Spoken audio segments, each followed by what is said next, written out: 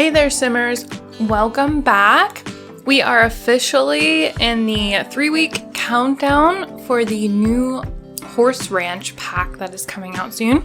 And since we know we're going to be playing with Generation 4 of our Choose Our Legacy Challenge, Macy, I thought it would be fun to make a little starter house for her so we can take her right from her family home and move her into this barn, and then we can start with the story of the new pack. So I had a basic idea of a shape in mind and just kind of tried to work from there. Basically, I wanted that little part at the top that's sort of like a second story, and I wanted to have a nice big door at the front and then a nice open door on the side. And I'm hoping that we get in the new pack like a nice large barn door to put over there. That way it's kind of like you get to see out to the side. I wanted to have a lot of windows in this top area. The idea being that a lot of light could come down through. Now, it doesn't actually work like that in the game all the time. Sometimes it's a hit or miss for me during construction whether the light actually comes down through the roof or not. I added in a lot of stuff from the cottage living pack. I know that the aesthetic is going to change a little bit, but since we don't actually have access to that yet, we're doing what we can with what we have. A couple of light wells in the roof, or the skylights, I guess. Some decorative trim in the same color that we're going for. And then I wanted to have sort of an old style wood look for the outside. I'm also hoping here again that we get something that kind of goes better with the aesthetic, but I thought the wallpaper from Seasons actually did a pretty good job. And they also have the second type of wallpaper, which has like the same vertical, but then has the stone at the bottom. And that's what I'll add in eventually. I like the idea of having something a little bit over the front door. I was hoping it would be a little wider, but we don't have anything in the game yet that's a little over, I guess, 3 squares with the same aesthetic. So we're just going to use that for now. We'll see if the new one comes out with something that we can use for that, or if not, we might just have to make our own. Adding in some of the rafters here in the second part. It was an uneven grid system, so I decided to do a little customization by doing sections along it in like 1s instead of 2s. Adding some lights, and I kind of thought it was handy because I know it doesn't really matter when you add lights, it just needs a grid. It doesn't actually need like anything to hold on to, but the idea of having them hang from the rafters was kind of nice. Also, because then, adding lights means we can see what's going on inside. For the interior layout here, I wanted to have at least 2 bathrooms. One for Macy, who is going to be living here, and then one as a sort of common bathroom, which ends up being really small, but that's okay. I did think about the idea of expanding this house and making it a little larger, but it's already going to be about 20 grand, and so I want to be able to have her build up the 20 grand before we move out, and I don't know how that's going to go, so I didn't want to have the house be much more than that. I just have a couple of the sinks here. I build in a lot of whites just because it makes the space feel very open, having the lighter colors, and then I'll add actual colors of the Sims personalities later.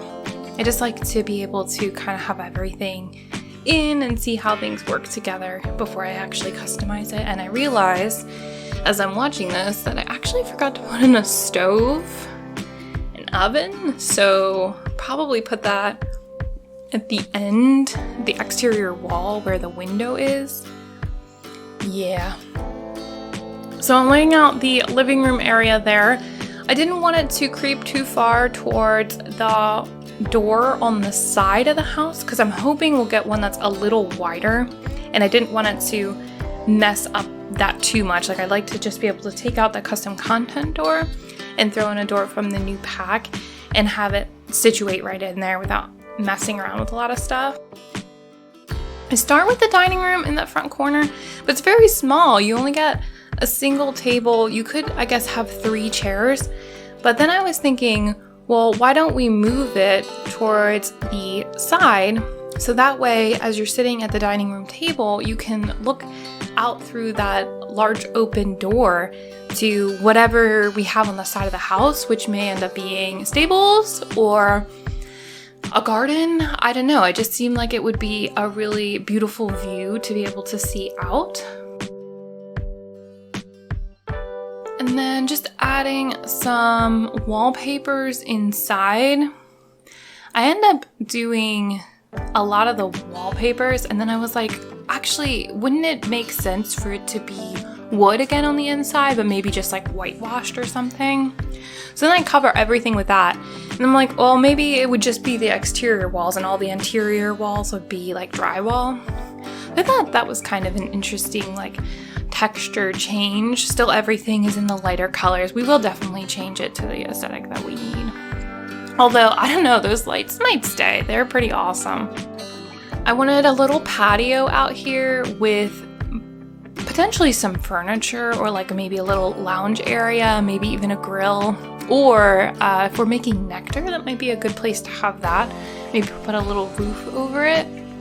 And since I don't know what our lots are going to look like or how big they are, I wanted to have a small entryway that could maybe fit in anywhere, in any world. I also like never use that mailbox, but it seemed kind of appropriate for this type of lot. The pathway, I definitely knew that I wanted some sort of stone or I don't know, like cobblestone, but this texture here, which is sort of like an uneven rock, seemed like the best idea. I love using these lavenders. They are like my favorite exterior bush type thing to add, or I don't know, flower. And I like to mix in the regular green with it as well to kind of give it more, I guess, coverage, more like fluff almost, without actually having it be like a ton of the purple. And I almost never use those tall bushes, but they seemed very appropriate here to sort of frame out the front and the sides, and I'll even put some at the fencing area. And ultimately, I think this is one of my better like exterior landscaping. I'm usually really bad at this, but I actually kind of like this one, so I hope you guys do too. I wanted to fill it in nicely, and here I'm sort of debating on, I want a pond. Where do I want the pond? I could put it in the back, but we don't know what we're gonna need in the back. Like we might need a lot of space for stables or anything else, so I didn't want to have it in the way of that. And then I was thinking, wait, I wonder if horses can like drink from the pond or go in the pond. So it may end up still moving towards the back, but for now, I wanted it in the front just so it doesn't mess with anything. And when we move this lot onto a different lot in the new world, I want everything to be sort of dense. That way we can move it wherever we need to and then, customize it to everything that comes in.